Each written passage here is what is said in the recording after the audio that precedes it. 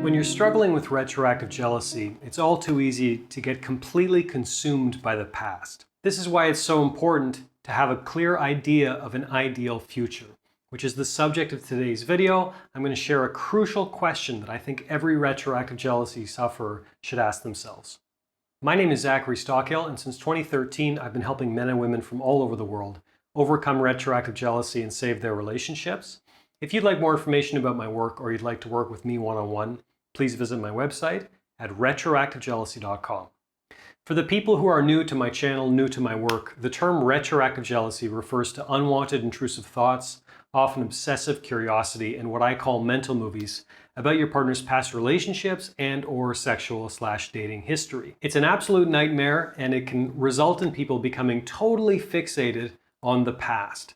They wake up often and they go to sleep often fixated on their partner's past. And sometimes, by the way, they're also fixated on their own past. Maybe opportunities that they didn't take or things they missed out on or whatever. And when you're struggling with this bizarre issue that we call retroactive jealousy, it's absolutely crucial to think about exactly where you want to go and who you want to be moving forward into the future. Which is why I believe every single retroactive jealousy sufferer should ask themselves this question. If I do what I know I need to do, where could I be a year from now? I recorded a video recently discussing the differences between positive and negative motivation. Where negative motivation is mostly focused on, what's the worst that could happen? What could I lose as a result of X?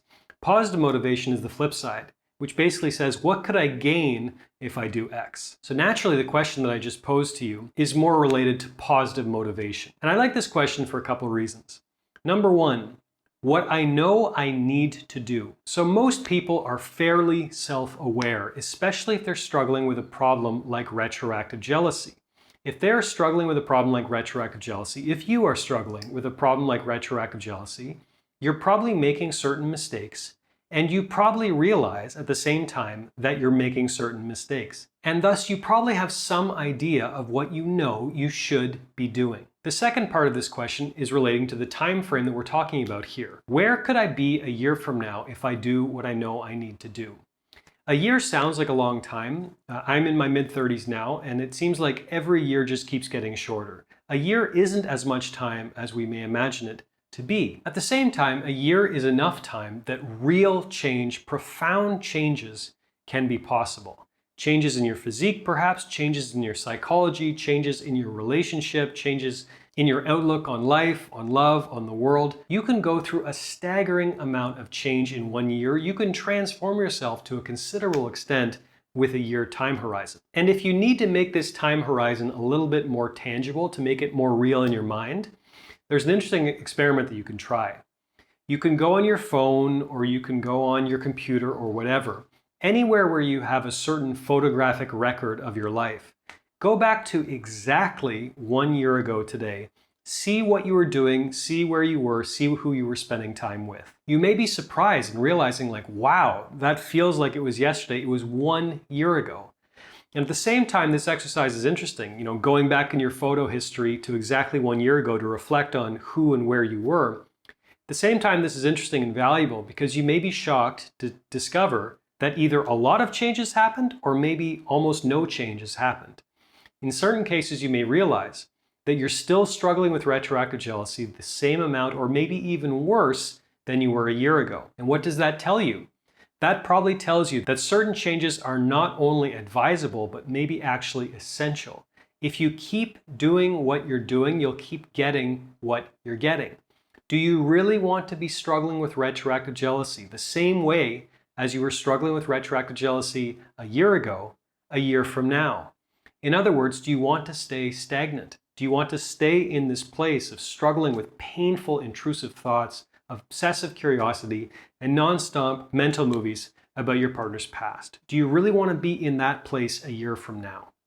If the answer is no, the next part is, okay, what do I need to do to be in a much different place a year from now? So I raised this question, I wanted to record this video to get a certain segment of my audience thinking. And when I say a certain segment of my audience, maybe you've been watching my videos for years now, not my courses, not my books. You haven't really truly invested in solving this problem. You just kind of watch free videos on YouTube from me and other people every once in a while. And retroactive jealousy is this kind of nagging presence in your life. It was there a year ago, and if you keep doing what you're doing, it'll be here a year from now. I'm not saying, oh, you need to sign up with coaching with me. It's like, I'll leave that to you. But the main point is you probably need to try something different. If that involves working with me, great. If that involves signing up for therapy with someone else or coaching with someone else, great. If that involves, signing up for my course or someone else's course or whatever, great. The point is, reflect on this year time horizon. Reflect a year in the future and think about where you were a year in the past, because when you do this, you might realize that change is not happening at the rate that you wish it would, and it's time to try something different so you're in a much better place a year from now. Thanks for listening. Thanks for watching. If you got anything out of this video, please take a moment to let me know by clicking the like button below. I'd also ask you to please leave a comment telling me what you think. And while you're at it, please be sure you are subscribed to my channel to be notified of new videos moving forward. Thanks again for watching, and I'll talk to you soon.